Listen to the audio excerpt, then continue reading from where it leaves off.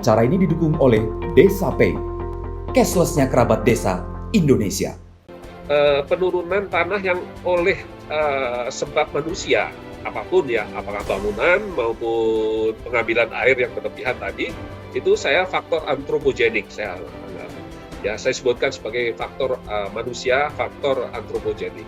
Tetapi bahwa ada juga perubahan muka laut yang ini teman-teman dari klimatologi ya, dari meteorologi pasti juga sedang ramai juga, bahwa sekarang ini sedang masa-masanya global warming kan, peningkatan suhu bumi gitu.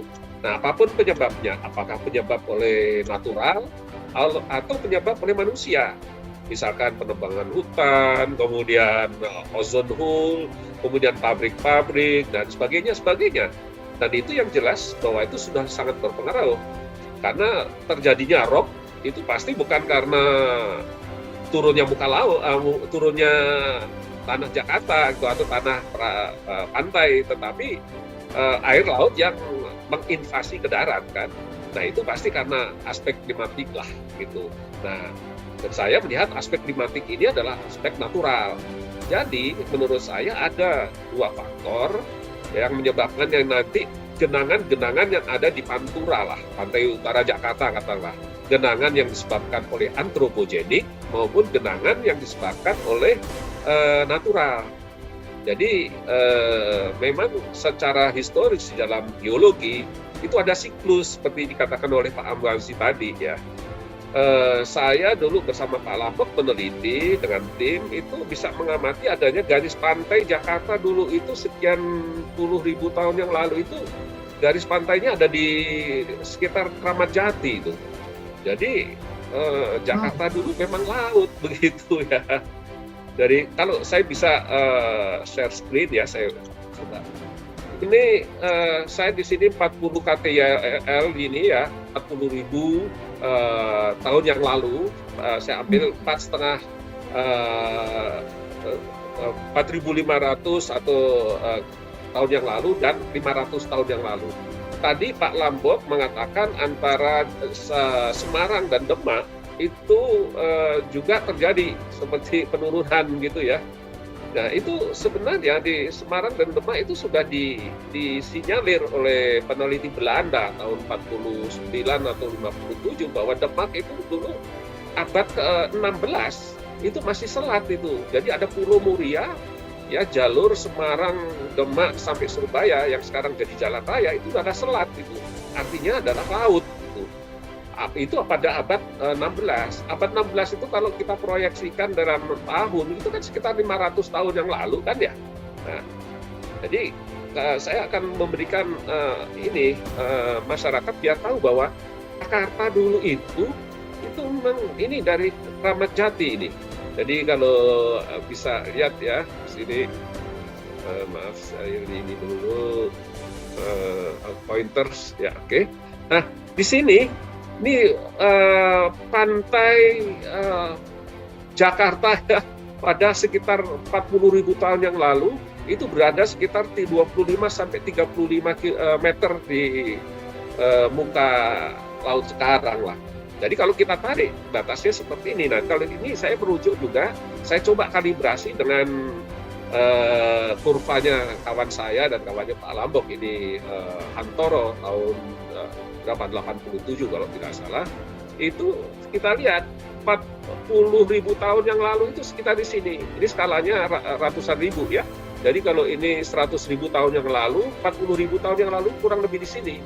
Kalau kita tarik ke atas ya, muka laut itu di sini ya, sekitar itu. Jadi dulu pernah sini kemudian turun gitu ya. Nah, ketika 4.500 tahun yang lalu ini di sini ya, sekitar 4.500 tahun yang lalu itu sekitar 4,5 meter lah. Nah, perubahan garis pantainya menjadi di sini. Nah, apa yang terjadi? Karena perubahan klimatik.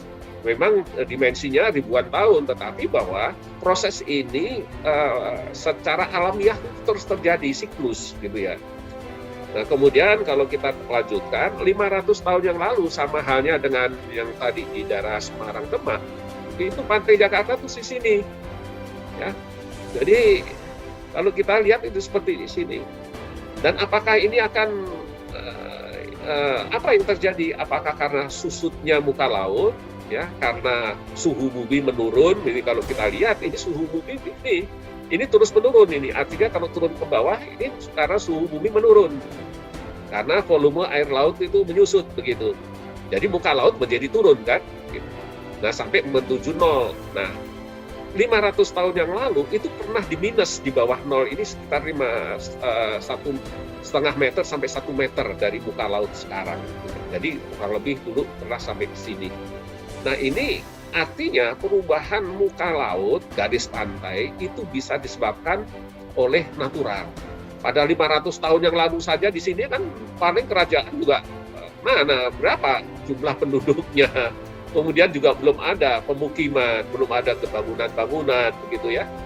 Tetapi ini terus terang bahwa ini belum dikalibrasi dengan proses sedimentasi ya, tambahan-tambahan dari erosi dari daratan yang menuju sini yang menyebabkan pertambahan garis pantai. Dan ini tentu akan banyak faktor. Tetapi data dari kami menunjukkan garis pantai 500 tahun yang lalu seperti ini. Sama halnya dulu di daerah Demak 500 tahun yang lalu itu masih selat. Nah, sekarang garis pantai kita itu sekarang ini ya, yang sini. Nah, sekarang apakah akan kembali naik gitu ya.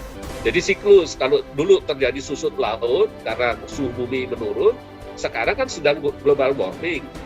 Kalau global warming berarti volume air laut meningkat ya, karena pencairan es ditutup, volume air laut meningkat, maka ini akan mendorong naiknya muka air laut. Nah, saya terus terang tidak punya angka yang pasti berapa, tapi bahwa tren atau kecenderungan global warming itu atau pemanasan global itu akan meningkatkan suhu bumi akan meningkatkan pencairan es, dan pencairan esnya akan mengakibatkan bertambahnya volume air laut. Nah, kemana pertambahan itu? Ya pasti dia akan naik ke darat. Nah, saya dulu tinggal di Jakarta dari kecil, tidak pernah itu sampai dengan SMA dengar ada rob banjir di daerah Pluit gitu ya. Di pasar ikan dulu saya juga sering main di Sampur dulu, istilah Cilincing, itu tidak banjir itu. Nah, kenapa? Apakah ini bagian dari fenomena naiknya suhu bumi? Ya barangkali bisa seperti itu. Lagi pula dipicu tadi oleh Pak Lambok tadi adanya bangunan-bangunan ya, maupun pengambilan air, sehingga menurut saya ini ada dua faktor tadi, faktor antropogenik ya, faktor manusia berulah gitu ya, kegiatan manusia dalam hal ini, dan faktor natural yang ikut berperan. Saya kira sementara itu Mbak Sri ya. Jadi nanti ada, kalau ditanya bagaimana kecenderungan yang akan datang kenaikan, nanti slide-slide berikutnya pada waktu diskusi berikutnya lah. Baik, saya kira itu yang bisa saya sampaikan.